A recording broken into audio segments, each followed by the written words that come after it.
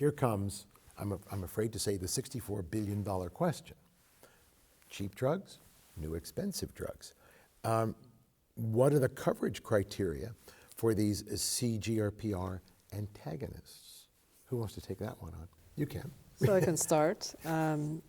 Usually we start with the FDA-approved indication and also back to how the drug was studied. So these are for patients who are usually 18 and older. Back to the STEP criteria, that's quite common, right? Because these are typically patients who have tried and failed other options. Most payers don't define failure except for the fact that they've tried it. So usually you're looking at a look-back period of have they tried at least 2 agents, and many of them will also have duration limits because they, you want to make sure that it wasn't just you fill the prescription, but perhaps you didn't even take it for the appropriate time. So it's not unreasonable that you'll see criteria that reflects 2 other options, which may be topiramate, anti-epileptics, beta blockers, antidepressants, for a period of at least 2 months. And then after that, the criteria are pretty straightforward in terms of access to these agents. We do also usually the reauthorization piece. And that can be 3 months, that can be 6 months, some may even have a year. But usually with the reauthorization process, you're really looking to see, is there clinical benefit? So many have incorporated the 50% reduction in migraine days, which is a self-reported measure, but nevertheless, it's a checkoff box that occurs to make sure that these drugs have been effective. Now, one of you two brought up the bugbear of the 2 drugs previously. Was that you? And that you didn't like that as a criterion? No, I understand theoretically that it's an important criteria, but there are some issues that go along with that. Part of it is that people's healthcare plans keep changing, and so while it may be easy to track what patients have taken, if they stay with your healthcare plan, the reality is that most people do not, and so all that information just goes into records that are often not read. The physicians, frankly, do not have time to read all the medical records. I know that people like myself who've been chronic for so long, we have tomes of records. So to pile through that makes the appeal process much, much more complex. So it doesn't always work. And then there are tolerability issues and contraindications. And so my approach as a migraine patient would tend to be, it should be in the hands of the physician and not in the hands of the payer. They want to say... let me just go stop ahead, a second. You're both right. So I think it should be failure. Have you considered a job at the United Nations? No, failure of, contraindication to, or adverse events. 3 strikes on the same drug. So you're right. You're both right.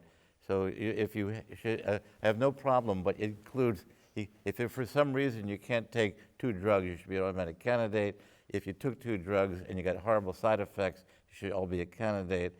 And you shouldn't be forced to take a drug which you cannot tolerate for 2 months. So I think we're both saying the same thing, and most of the companies include that in their language. Right. Absolutely. Is that fair? Oh yes, I mean, there's the policy and then there's the nuances of the circumstance, right? And usually there's you have to incorporate that into an I think one of the challenges is that, I apologize, but one of the challenges is that a lot of patients are not aware of the appeal process. A lot of doctors' offices don't have the time to follow through effectively. And so I hear from a lot of patients to say the medication was denied. And I'll say, well, appeal. How do I appeal? If they say I was denied again, appeal again. And so patients don't always know their rights. They don't know the process. And sometimes we get kind of driven around. We'll contact our doctor. The doctor will say, I submitted it. We'll contact the insurance company. The insurance company will say, I never got any information. We go to the pharmacy. The pharmacy says, don't involve us. And so sometimes it just feels like we're on a merry-go-round because the process is not clearly laid out. And the patient's role in that process is not clear. My sense is your process makes sense to you.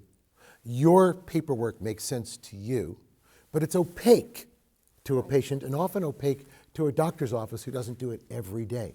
Is there some way to make all of this a lot more transparent? Well, usually in the building of PA criteria, prior authorization criteria, we actually involve neurologists. We have a neurologist sitting in our P&T committee. I have been involved. Thank you. So I think this does illustrate a gap and an opportunity, an educational opportunity at so many levels. And when we think about where patients are accessing care, whether it's the ER, whether it's their PCP, I'm an OBGYN, there are so many gaps in terms of physician education, but also member self-empowerment education. I mean, I remember very well, I was asked to go to a conference in which there were a lot of insurance people, and this was not for health insurance, life insurance. And they said, we're really happy. We've rolled out a form online that folks can use to apply for life insurance and do it themselves. Then I read the form, and it wasn't written in English. It was written in insurance speak. And that's tricky, because to people in the payer side, all these words make sense, but they're very specific words. From your perspective, that's what we say. But from somebody who's trying to use this, from some poor person with migraines or a physician's Just don't office, refer to me as poor. after some of these drugs you might be. Oh, definitely, right. But from the patient's perspective, sometimes even a language shift is important, yes? Well, it's interesting from whose perspective, right? And how transparent the process is, how easy the process is. But a lot of these prior authorization criteria are actually online. We're trying to facilitate the ability to check off boxes so that we're not overly burdensome, the provider or even the patient. But it is a process. So let's spell it out. What are the coverage criteria for the CGRPR antagonists? Is there a criteria across all coverage or across all employers? Each health plan will have their own criteria. Yes. It's failure of contraindication or significant side effects. And depending on the plan, it could be 1, 2, or 3 prior drugs. Okay.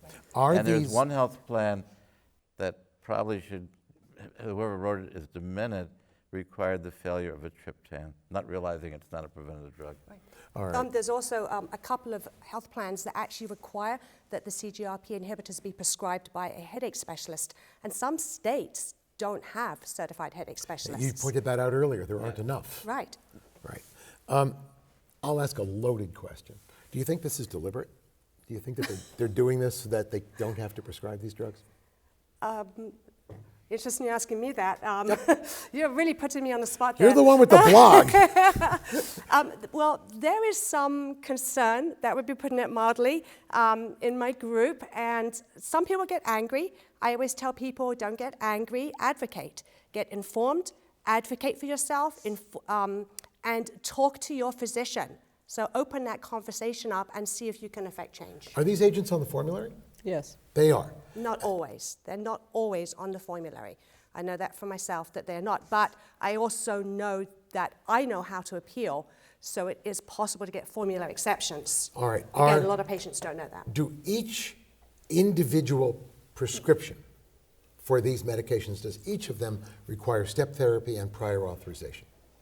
For the CGRPs, yes. Yeah. As does also botulinum. So Okay. usually you follow a step approach to be able to get to these agents. In your view, do patients have appropriate access to these new drugs?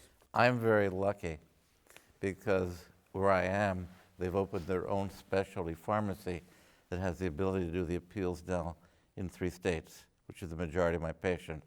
So all I have to do now is send the prescription to my specialty pharmacy who has access to my records, because it's the same institution, and that has been a significant burden relief on me. And then they can find out from their individual payer which of the drugs are approved and what can be done. So that, to have done that before, I had insanity among my staff. Once you've started on one of these new drugs, the biologics, let's start clinically. In your perspective, how long do you give it before you decide it's either working or not? We actually have data.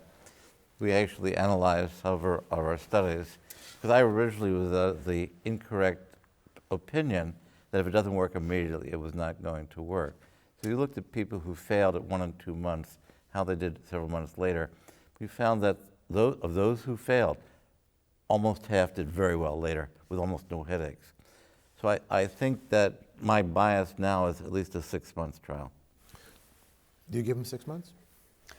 Well, the reauthorization criteria, again, for health plans that have a shorter time frame, 3 months, that's an educational opportunity, especially with real-world data that helps us understand how long a trial should that look like. So 6 months usually. Some will actually give a year.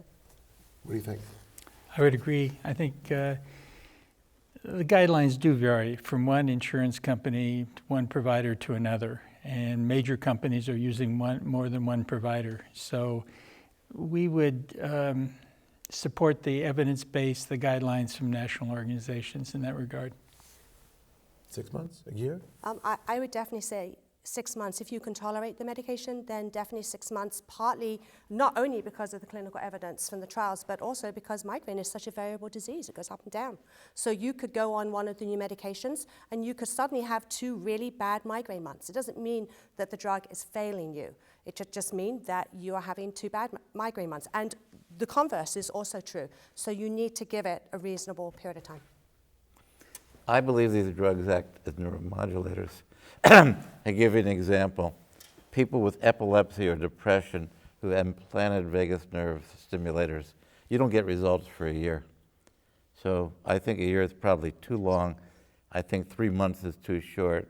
6 months is the sweet spot. And I think that if a person is tolerating it, give them the extra 3 months, because we've tried everything else in the world.